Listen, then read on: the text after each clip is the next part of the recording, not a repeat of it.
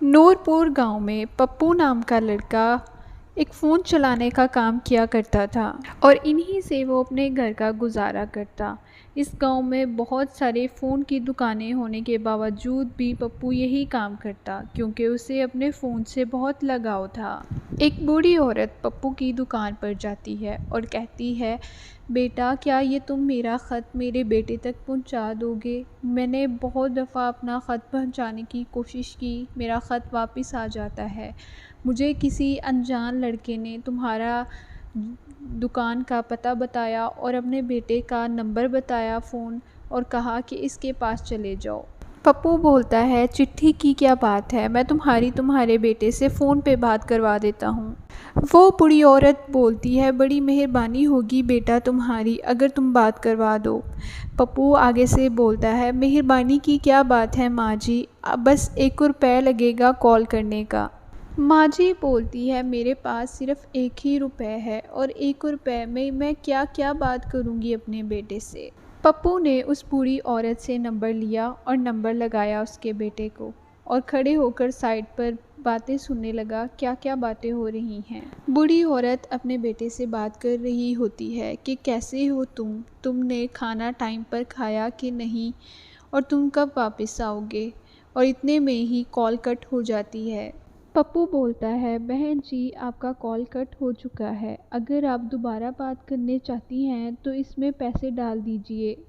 بوڑھی عورت بولتی ہے، بیٹا اگر میرے پاس پیسے ہوتے تو میں فون بند ہی کیوں کرتی، میں اپنے بیٹے کی آواز سنتی رہتی، پر کوئی بات نہیں بیٹا، میں آج بہت خوش ہوں، آج اتنے دنوں کے بعد میں نے اپنے بیٹے کی آواز سنی ہے۔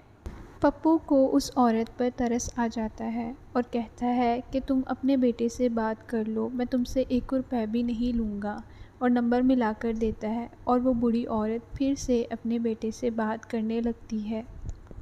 وہ بوڑھی عورت پپو سے بولتی ہے، بیٹا جو تم نے میرے اوپر احسان کیا ہے میں یہ احسان ساری زندگی نہیں بھولوں گی۔ پپو کہتا ہے، اس میں احسان کی کیا بات ہے، میں یہ سوچوں گا کہ میں نے 1 دن کی کمائی آپ پر لگا دی، میرے لیے یہی بہت ہے کہ آپ نے جی بھر کر اپنے بیٹے سے بات کی۔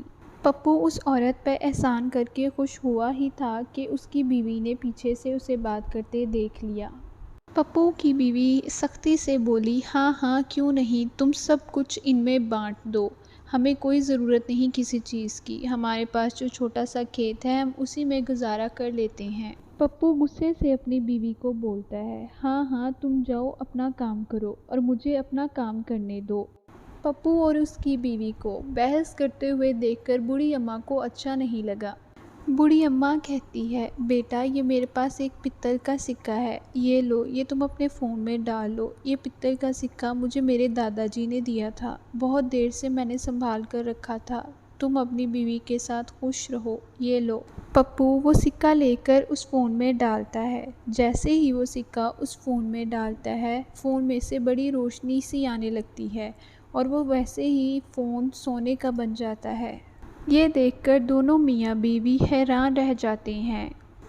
پپو کی بیوی بولتی ہے، مجھے بہت ڈر لگ رہا ہے، کہیں اس میں کرنٹ نہ آ جائے۔ پپو بولتا ہے، تم ڈرو مت، کچھ نہیں ہوتا، میں تمہارے ساتھ ہوں۔ تھوڑے ہی دیر میں اس فون سے آواز آنے لگتی ہے کہ یہ ایک جادوئی سکہ تھا جو تم نے اس میں ڈالا، اب تم جو بھی مانگو گے میں تمہیں وہ دوں گا۔ پپو خوشی سے بولتا ہے، کیا سچ، اب مزہ آئے گا، اب ہم اسے اچھے کاموں میں استعمال کریں گے۔ پپو کی بیوی بولتی ہے، تم پاگل ہو گئے ہو کیا، میں اس سے بہت ڈھیر سارے پیسے اور گہنے مانگوں گی۔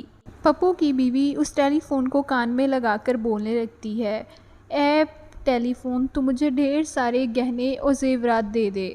تھوڑی ہی دیر میں فون گول گول گھومنے لگتا ہے اور اس کے اندر سے خوب سارے گہنے نکلنے لگتے ہیں۔ پپو کی بیوی یہ دیکھ کر بے حد خوش ہوتی ہے اور کہتی ہے، واہ واہ، اللہ جب بھی دیتا ہے چھپڑ پھاڑ کر دیتا ہے۔ پپو اپنی بیوی سے بولتا ہے، یہ لالچ والی حرکتیں ختم کرو اور جا کے گھر کا کام کرو۔ پپو کی بیوی بولتی ہے، میں اس ٹیلی فون سے اور بھی بہت ساری چیزیں مانگوں گی جس سے ہمارا گھر ٹھیک ٹھاک چلے گا۔ پپو اور اس کی بیوی کی کچھ دنوں میں ہی زندگی بدل چکی تھی۔ پپو نے ایک خوبصورت محل بنا لیا تھا اور اس کی بیوی اسی میں خوش باش رہنے لگی۔ پپو کی بیوی کا بھی لالچ ختم ہو گیا اور پپو اس فون سے لوگوں کی مدد کرنے لگا۔